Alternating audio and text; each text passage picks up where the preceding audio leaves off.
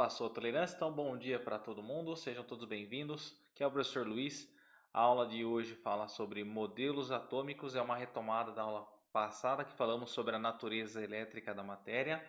Se acaso cair a conexão, vocês dão um toque para mim aí no chat, tá? Já agradeço desde já.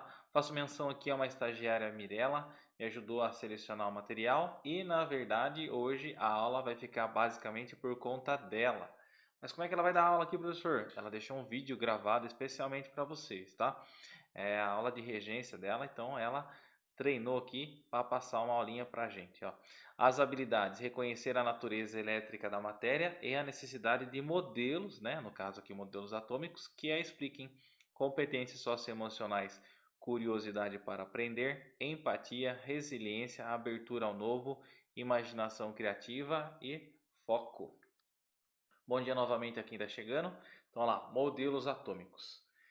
Então, agora vocês vão parar de me ouvir, porque eu vou alterar o som aqui do dispositivo. Olá, meu nome é Mirella e eu vou apresentar para vocês hoje os modelos atômicos. Nós vamos começar com o modelo de Dalton. Vamos relembrar rapidinho que a constituição da matéria sempre intrigou os homens. E ela está entre uma das primeiras especulações filosóficas. Desde a antiguidade, os filósofos levantam a hipótese do que a matéria seria formada. Esses dois aqui desse lado, são Leucipo e Demócrito. Eles diziam que a matéria não poderia ser contínua, que ela deveria ser composta por partículas, que eles chamaram de átomo. Átomo no grego quer dizer indivisível, mas também possuíam outras características, como, por exemplo, serem sólidos, compactos e possuírem inúmeros formatos. Diferentes combinações de diferentes átomos poderiam gerar uma variedade de todas as coisas que a gente tem hoje no mundo. Demócrito ainda disse que nada é criado do nada e nada é destruído para o nada. Essas ideias filosóficas, elas foram revistas à luz da ciência muitos anos depois. Dalton propôs novas interpretações a elas. Ele, na verdade, não se dedicava a estudar a natureza da matéria. Ele estudava a constituição da atmosfera. No século XVIII, sabia-se que a atmosfera era composta de nitrogênio, oxigênio, gás carbônico e vapor de água, mas não sabia-se como esses gases interagiam entre si. E era isso que Dalton estava estudando quando ele propôs o seu modelo atômico. Na proposta de Dalton, a matéria era constituída por partículas, ou seja, pelos átomos. E como seriam esses átomos? Os átomos de Dalton são indivisíveis, indestrutíveis e não podem ser criados nem destruídos. Todos os átomos de um mesmo elemento são idênticos e têm o mesmo peso. Porém, átomos de elementos diferentes têm pesos diferentes.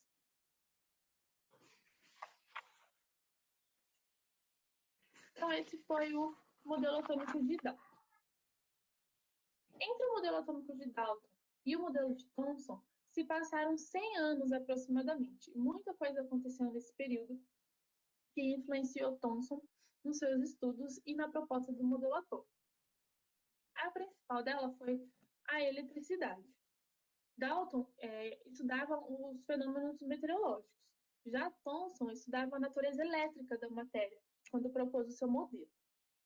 Brevemente, vamos fazer uma recapitulação da eletricidade. Na Idade Média, a eletricidade era vista apenas como um fenômeno curioso, sem muita relevância e importância. Já no século XVII, algumas máquinas que utilizavam eletricidade estática começaram a surgir. No século XVIII, já se imaginavam que havia uma entidade responsável pelos fenômenos elétricos, e isso era causado por um fluido constituído de partículas. Galvani, ele era um médico, e ele estava estudando rãs dissecadas. E quando ele conectava dois metais nessa rã, ele percebia que as perninhas da rã sofriam uma contração. Então ele falou assim, isso deve ser a eletricidade animal, deve estar passando um fluido aqui, oriundo dessa rã, e eu vou chamar de eletricidade animal. Os estudos de Galvani ficaram muito famosos, e Volta, um físico, estudou esse texto de Galvani, Fez alguns experimentos, algumas pesquisas e falou: não deve ser isso que está acontecendo, não. O que está acontecendo é eletricidade por causa do metal, não por causa da rã. O Volta ele foi a primeira pessoa a propor uma pilha, mas isso é aula para mais alguns capítulos. Um outro experimento muito importante para Thomson foi a ampola de Crookes, proposta por Crookes, que estudava os raios catódicos, que é uma radiação que se origina no interior desses tubos, que estão cheios de gás rarefeito e submetidos a um campo elétrico. Esse experimento ele ficou muito famoso na Europa e Thomson se utilizou dele para propor o seu modelo atômico. Vamos ver a proposta agora. Como surgiu a proposta de Thomson? Ele estudava os raios catódicos, oriundos da ampola de Crookes. O experimento de Thomson funcionou assim. Dentro da ampola de Crookes, que ela é feita de vidro ou de quartzo, havia vácuo. Ela também contém duas placas metálicas, o anodo e o cátodo. E quando ligadas a uma fonte de alta tensão, estabelecem um fluxo de cargas elétricas, os raios catódicos. Interferindo na trajetória desses raios através de campos elétricos e magnéticos, Thomson fez inúmeras medições, concluindo que os raios catódicos eram um feixe de partículas corpusculares, com massa e com carga negativa. Ele acrescentou que essas partículas deveriam fazer parte de qualquer átomo. Todos os átomos deveriam possuir elétrons. E foi assim que ele chamou essas partículas. Por isso ele é conhecido como pai dos elétrons. Mas como é o modelo atômico de Thomson, então? A partir desse estudo com os raios catódicos, ele percebeu que haveria uma partícula com massa, com carga negativa, que ele chamou de elétron. Esse elétron deveria estar incrustado na massa densa e positiva do átomo. O positivo e o negativo, se eu tenho mais um, menos um, dá zero. Por isso que a carga total do átomo teria que ser nula para ele poder ser estável. O Thomson, ele estudava os fenômenos de eletrização. Ele propôs que no seu átomo os elétrons eles se movimentavam em círculos e que esses elétrons poderiam ser transferidos de um átomo para o outro.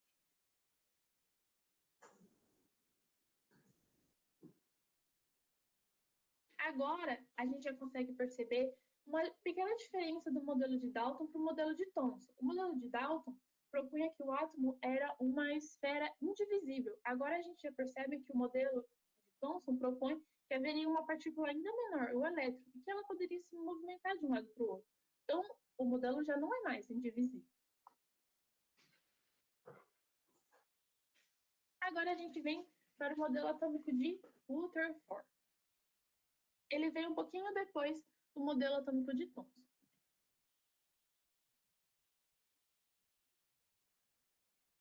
Rutherford, analisando o modelo atômico de Thomson, ele se perguntou se a matéria era vazia ou cheia de espaços vazios. Então, ele propôs um experimento para os seus dois alunos, que consistia no seguinte: eles deveriam bombardear uma finíssima folha de ouro com partículas altas, partículas com cargas positivas emitidas pelo elemento químico polônio. Em seguida, eles deveriam medir o espalhamento dessas partículas. Então, o Thomson ele propôs esse experimento para os seus alunos. Também estavam analisando o caráter elétrico da matéria, a eletricidade. O que Rutherford percebeu com esse experimento? Essa aqui é a nossa fina folha de ouro, os risquinhos verdes são as partículas alfa. Vocês vão perceber que a maior parte das partículas atravessam a folha de ouro e apenas algumas são refletidas, ou seja, elas têm a trajetória desviada. Por que isso acontecia? Por que apenas algumas partículas desviam a trajetória? Pensando no modelo atômico de Thomson, que era uma bolinha maciça e densa, se uma partícula bate nela, todas as partículas deveriam se refletir, mudar a trajetória. Mas não era isso que aconteceu, não foi isso que ele percebeu. Com isso, o Rutherford falou assim: tem espaços vazios nesse átomo. Se tem espaços vazios, como que os elétrons estão organizados, então? Ele propôs que existiria um núcleo pequeno, denso e positivo, uma eletrosfera, um grande espaço vazio, e os elétrons estariam orbitando ao redor desse núcleo. Os elétrons negativos, da mesma forma que Thomson propôs no seu modelo. Só que agora a gente já percebe que eles estão separados, eles não estão mais juntos. Então o átomo agora tem duas partículas, os prótons e os elétrons. Mas alguns estudos depois, alguns cientistas viram que havia uma terceira partícula, os nêutrons, que fazem parte do núcleo.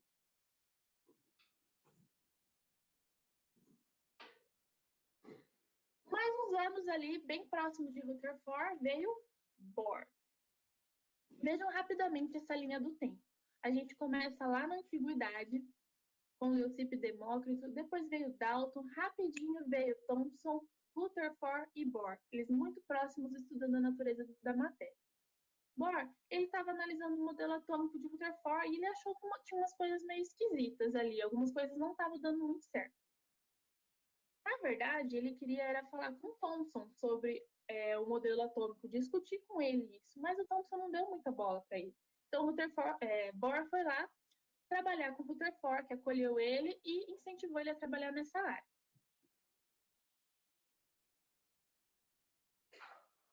Em 1913, Bohr publicou seu trabalho apontando a principal fragilidade do modelo atômico de Rutherford, que seria a instabilidade dos elétrons. No modelo de Rutherford, os elétrons estariam em órbita ao redor do núcleo. Lembrando que o elétron é negativo e o núcleo é positivo, que os opostos se atraem. Então, o que ia acontecer? O elétron ia espiralar em direção ao núcleo. E aí, acabou o elétron, né? Ele ia se chocar lá com o núcleo e aí não tem mais elétron.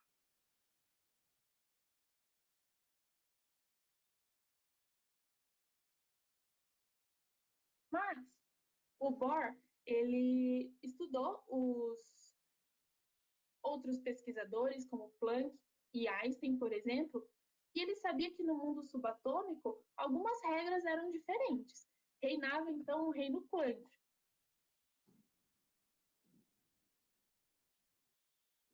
Como ele fez para explicar, então, a estabilidade do elétron? Foi assim. Planck propôs que a matéria não emitia radiação de modo contínuo, mas que liberava pequenos pulsos de energia, que ele chamou de quanto. Com isso, Bohr pensou que os elétrons mais próximos do núcleo possuíam menos energia e que os elétrons mais afastados do núcleo possuíam mais energia. Assim, Bohr propôs que deveriam haver camadas de energia. E ele começou seus experimentos com o hidrogênio, que é o átomo mais simples e possui apenas um elétron. Então vamos ver o modelo atômico de Bohr. Muito parecido com o modelo de Rutherford, nós temos o núcleo denso e positivo, os elétrons na eletrosfera ali girando. Porém, ele propôs que os elétrons estariam em camadas, níveis de energia, 7 níveis de energia, as camadas chamadas KLMNOPQ. E cada camada caberia uma certa quantidade, um número máximo de elétrons, que vocês podem ver aqui na tabelinha.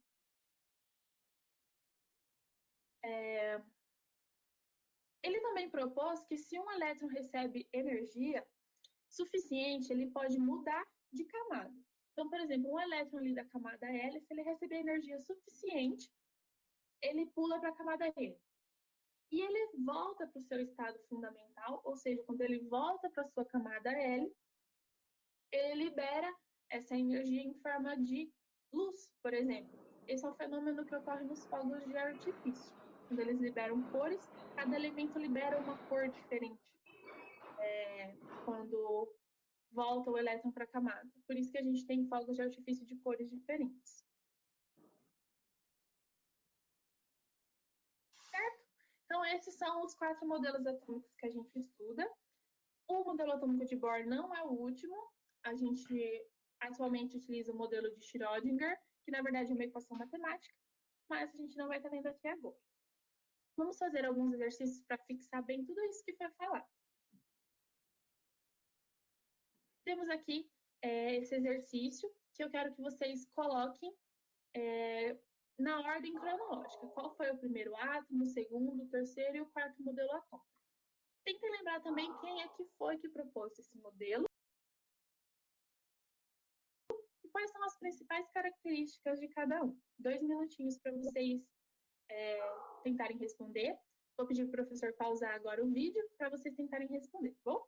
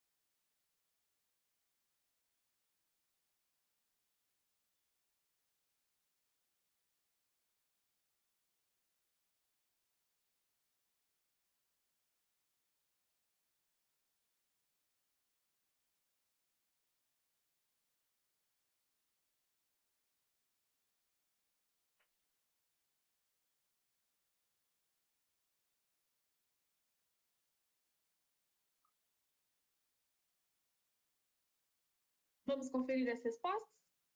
Bom, o primeiro modelo atômico proposto foi o modelo atômico de Dalton, que era a bola, a esfera maciça, indivisível, indestrutível e neutra, sem carga elétrica. O segundo modelo atômico foi o modelo atômico de Thomson, que consistia numa esfera densa e positiva, onde os elétrons estariam incrustados nela, se movimentando, e que esses elétrons poderiam mudar de átomo de substância. O terceiro modelo atômico foi o modelo atômico de Rutherford, onde ele propôs que haveria um núcleo com os prótons e nêutrons e os elétrons estariam girando fora, na eletrosfera, distantes do núcleo. E o quarto modelo atômico foi o modelo atômico de Bohr, que foi esse último que a gente viu, com as camadas e níveis de energia. E cada elétron está num nível de energia diferente. Agora a gente vai fazer uma atividade que é muito importante para a próxima aula também, que são referente às camadas dos elementos químicos. Porque a gente vai começar a ver que os elementos químicos eles se juntam para formar as moléculas. E os elétrons têm grande participação nessas ligações. Então, esse exercício é a atividade 4E do caderno do aluno e a gente vai fazer junto, os 2 primeiros. Vamos começar com o carbono. O carbono está falando ali para a gente que ele tem 6 elétrons na camada de valência. Camada de valência? Não, ele tem 6 elétrons no total. A gente vai ver que a camada de valência é a última camada, tá bom? Vamos lá. O carbono ele tem 6 elétrons. Quantos elétrons cabem na primeira camada, camada K? Na camada K cabem 2 elétrons. Então a gente coloca 2 ali. Sobram 4 elétrons. Então, a gente coloca esses 4 elétrons na camada L. Mas ali está falando que a camada L tem 8 elétrons. Sim, é o número máximo de elétrons que cabem nela. Se eu só tenho 4, eu vou colocar 4. Aí a gente vê qual é a camada de valência. A camada de valência é a última camada do elétron. A camada do elétron, não, do átomo. A camada de valência é a última camada do átomo. Nesse caso do carbono, a camada de valência é a camada L, que é a última. Agora o nosso oxigênio.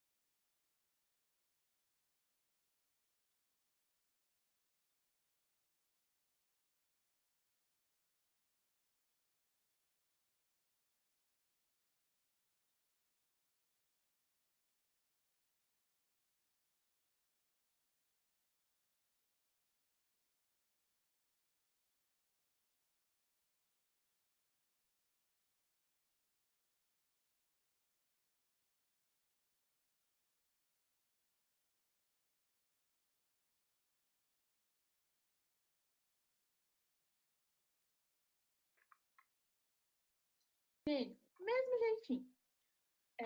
Na camada K só cabem 2 elétrons. Então, eu tenho 8 elétrons, eu vou tirar 2, vai sobrar 6. 6 elétrons cabem na camada L? Sim, cabem os 6. Qual é a camada de valência? A camada de valência, novamente, é a camada E. Vamos fazer mais 2. Agora com um número de elétrons um pouquinho maior, tá bom? O xenônio. O xenônio, ele é um átomo com 54 elétrons. Então, do mesmo jeito, a gente vai fazer, ok? Passarinho aqui, gente, desculpa. Então, vamos lá. O xenônio, ele tem 54 elétrons. Quantos elétrons cabem na camada K? Apenas 2. Quantos elétrons cabem na camada L? 8. Muito bem. 8 mais 2 são 10. 10 para 54, ainda faltam 44 elétrons. Mas na camada M só cabe 18. Então, vou ter que pôr 18, né? Não tem jeito. 18 mais 2 são 20. Mais 8, 28. Para 54, faltam 26 elétrons. 26 elétrons cabem na camada N? Cabem na camada N, porque a camada N cabem até 32 elétrons. Então, qual é a camada de valência? A camada de valência é a camada E. Vamos dar 2 minutinhos para os alunos tentarem fazer o chumbo, professor? Bom, agora que vocês já fizeram, vamos fazer juntos para conferir?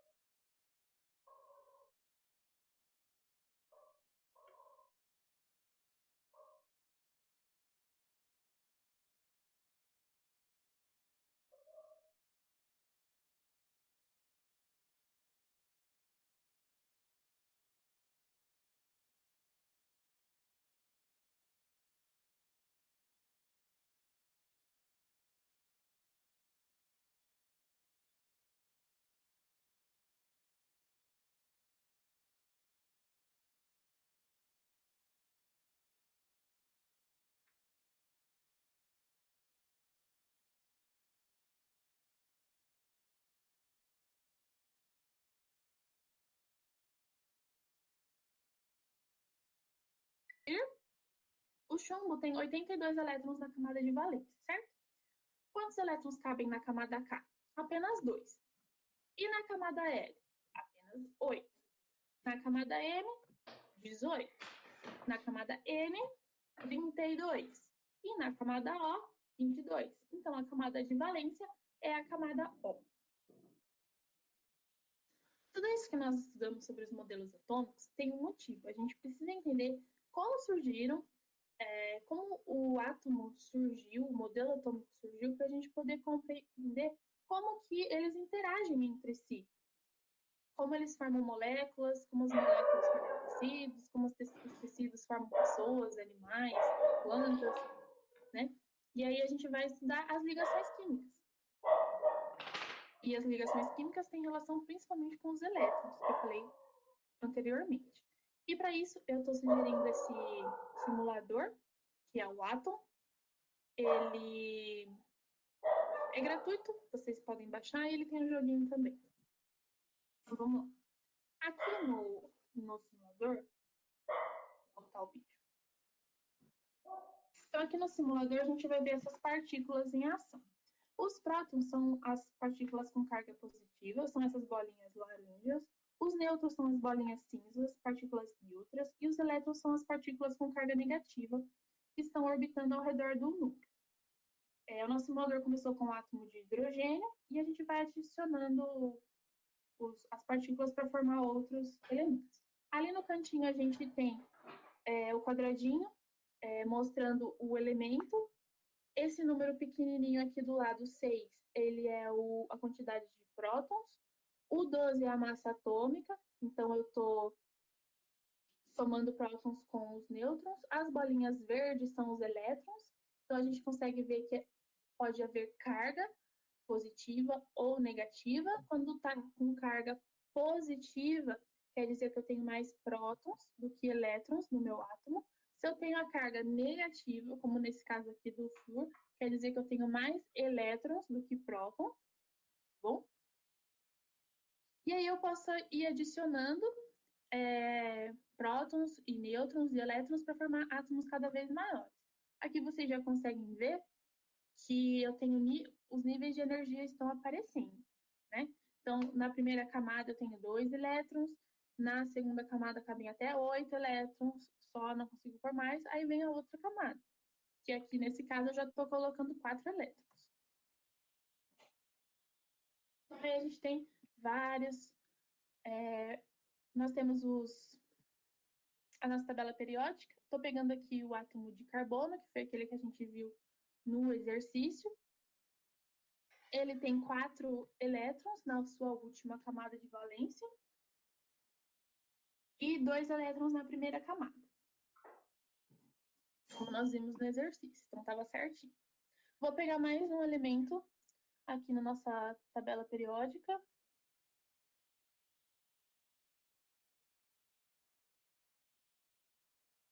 Vou pegar o elemento neônio. Não, peguei o oxigênio, desculpa. O oxigênio, eu quero mostrar para vocês que a gente pode formar molécula de água.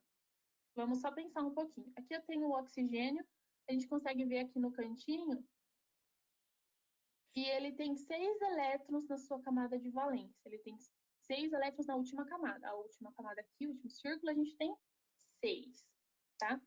Vocês vão ver que tem uma regra, a regra do octeto. São 8 elétrons na camada.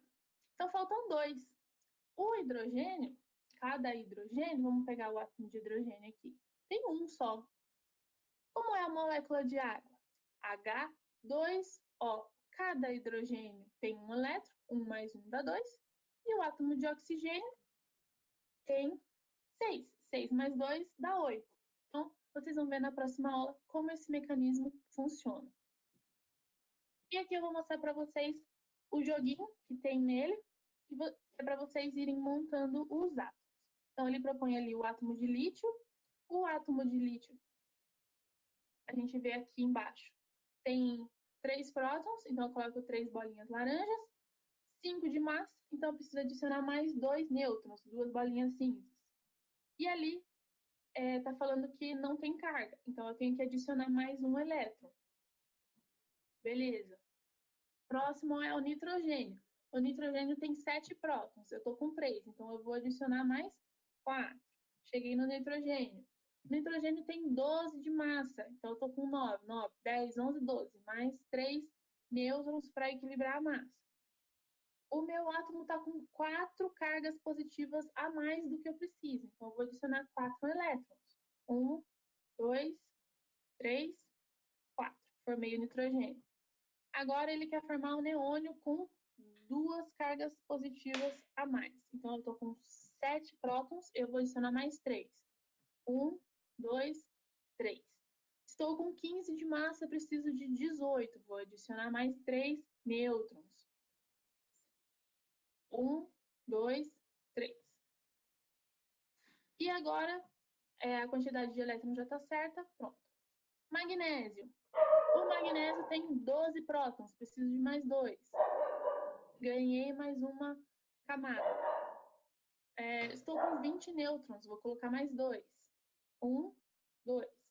Estou com 2 cargas positivas a mais. Para eu equilibrar, eu preciso de 2 cargas negativas, 2 elétrons. 2. Fósforo, de 12 para 15, 3.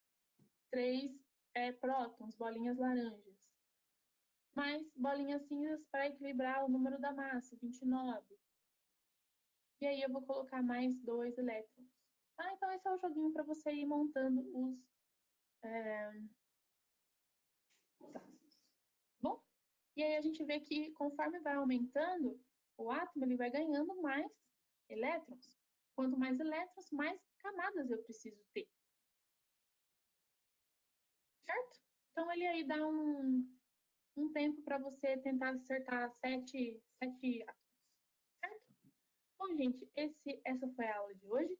Eu espero que vocês tenham gostado. Desculpa aí os imprevistos. E qualquer dúvida pode estar entrando em contato. Tá bom? Obrigada. Vou passar para vocês depois o link do aplicativo. É um aplicativo para Android, pessoal, bastante bacana, né? Inclusive tem um outro também que é o Monte um Átomo, que dá para a gente jogar também na próxima aula, ver quem acerta mais, fazer uma competição aí. Inclusive, semana que vem vai ter uma reunião, que é um bate-papo com os alunos do PIBID, da UFSCar, com vocês. Eu acredito que eles vão colocar alguns jogos também bastante bacanas. Bem, pessoal, assim como foi perguntado lá, valendo um bis, valendo uma caixinha de bis. Ainda vai entregar na escola. É mesmo, ainda podia fazer um dia uma gincana aí pra valendo alguma coisinha, daí quem ganhar, aí que separa por equipe, quem ganhar passa a pegar na escola um presente. Olha só, hein? Boa, vou pensar nisso aí, hein? Gostei da ideia. Então vamos retomar só o que foi dito, pessoal. A Idade Média, né? A eletricidade foi um fenômeno curioso, de pouca relevância, até então não dava tanta importância. No século XVII, as máquinas que utilizavam eletricidade estática, fenômenos elétricos eram causados por um fluido de partículas. Galvani, né? Como passou lá, viu o teste dele com as rãs lá, que ele colocava uma eletricidade lá e se mexia, né? A patinha, o negócio meio até parecia sobrenatural. Daí ele propôs que havia uma eletricidade animal e o Alexandre Volta, ele concluiu que a eletricidade animal era causada pelo contato de dois metais com as rãs, né? Então esse contato de dois metais fazia com que houvesse um impulso elétrico ali. O experimento de Thomson com a ampola de Crookes descobriu os raios catódicos. Olha a pergunta que colocaram lá em cima lá, que a gente já respondeu no questionário na hora da aula. Ele viu que tinha um feixe de partículas que possuíam massa, aproximou algumas partículas, viu que tinha o desvio desse feixe de raios catódicos e ele descobriu que a natureza desse feixe de raios catódicos era negativa. Com isso, ele descobriu os elétrons. Então, a parte positiva e a negativa existem juntas, né, no átomo, sendo que os elétrons não estão fixos, eles estão girando ao entorno desse núcleo que é pequeno e denso, e não como está representado o desenho assim, que fala do pudim de passas e tal, mas na verdade os átomos, os elétrons, aliás, eles não estão fixos numa massa, eles estão orbitando, né?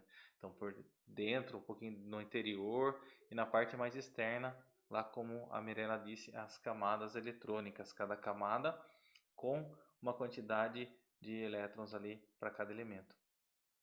O experimento de Rutherford, faça aqui uma menção, pessoal, tem na Netflix, até um dia dá para a gente combinar aqui de passar um filme da Netflix aqui pelo centro de mídias.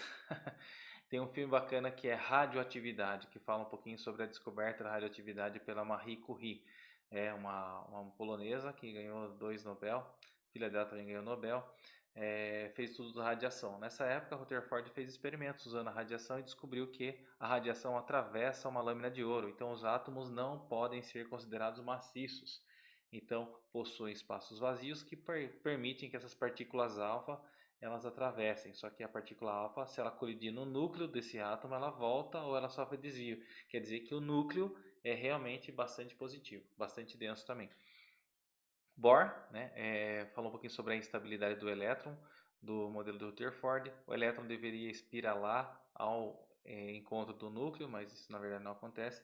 O reino quântico, olha quem assistiu o Homem-Formiga, lá viu aquele reino quântico, quanta coisa tem em nível molecular, será que é daquele formato mesmo? Como a gente vai descobrir, né? É uma teoria. Os elétrons emitem radiação e orbitam em camadas. Cada camada possui um número diferente de níveis de energia. Quanto mais longe do núcleo, mais energia tem a camada, mais energética. A gente vai aprender na próxima aula sobre essa distribuição dos elétrons em subníveis de energia. Olha aqui um desenho bem bacana sobre o átomo.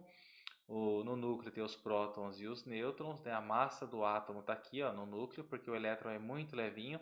Aqui está representado desse tamanho aqui, mas ele é muito menor. E aqui é uma ilustração do modelo de Bohr. Retomando a trajetória, Dalton, para ele, esfera maciça, indivisível e indestrutível, átomos do mesmo elemento possuem mesma massa e mesmo tamanho. Thomson propôs a presença de elétrons distribuídos uniformemente pela esfera positiva e se movimentariam em anéis paralelos. E o número de elétrons varia de cada anel, como se fosse também uma camada de cebola, cada camadinha da cebola, um número máximo de elétrons. Já Rutherford propôs que o átomo seria constituído por um núcleo positivo, que seria os prótons, e o elétron giraria em órbita. Bohr descreveu os níveis de energia e representa a maior parte do átomo denso e positivo, que é o núcleo, e ao redor as camadas ali onde orbitam os elétrons.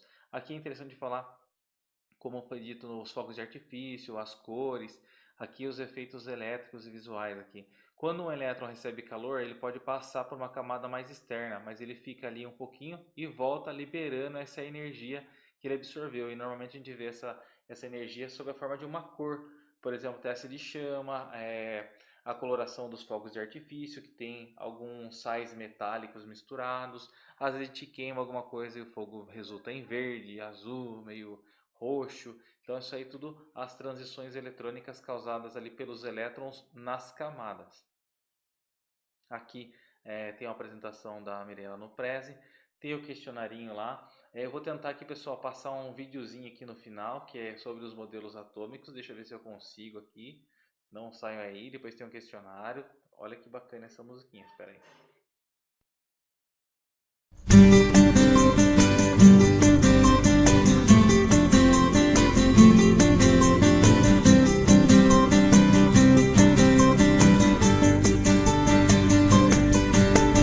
Dalton foi quem criou um modelo indestrutível e indivisível esfera maciça e homogênea. A junção de um número de átomos pode formar toda espécie de matéria, segundo o modelo de Dalton. Modelo bola de bilhar, modelo bola de bilhar. O átomo, o átomo, o átomo, o átomo, o átomo, pequena parte da matéria. Baseando-se em uma ampola, Thomson notou que os raios catódicos tinham carga negativa. Os elétrons foram descobertos, criou-se um modelo, pudim de passas, esfera positiva cheia de elétrons. Modelo atômico de Thomson. Modelo atômico de Thomson. O átomo, o átomo, o átomo, o átomo, o átomo, pequena parte da matéria. Rutherford usou a radiação e descobriu um imenso espaço vazio chamado eletrosfera. Toda a massa está contida no centro, pequeno e denso. Prótons estão neste centro, onde chamamos de núcleo. Modelo de Rutherford.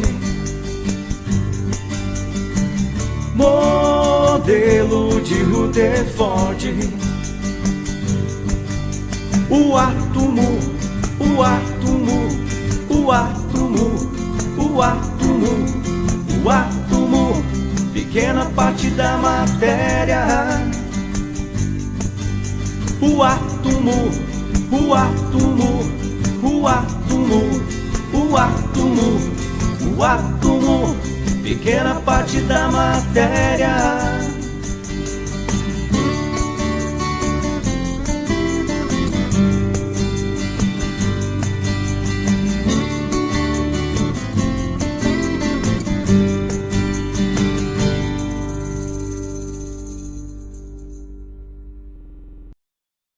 Ah, fala a verdade, pessoal. Gostaram, né?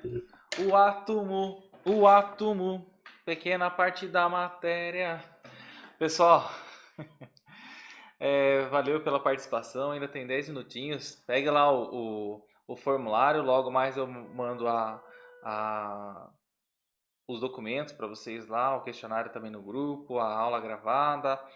O simulador, né? O programa que a mocinha usou lá. A Mirella. Para vocês praticarem também. E depois eu passo o link também da música. Cantem lá. Resolvendo a lista de exercícios, vai ajudar bastante, porque fala bastante a trajetória da construção do átomo. Beleza, meus queridos? Valeu, obrigado mais uma vez pela participação de vocês. Olha a cachorra latina aqui. Deus abençoe vocês também. Muito obrigado, tá, pessoal? Fiquem todos com Deus, se cuidem, estudem bastante. E qualquer dúvida no questionário, não esquece de mandar para mim, tá bom? Valeu mesmo, muito obrigado. Vou colocar o link da música também, pessoal. Já coloco lá. Vocês cantarem enquanto resolvem lá a lista. Um abração.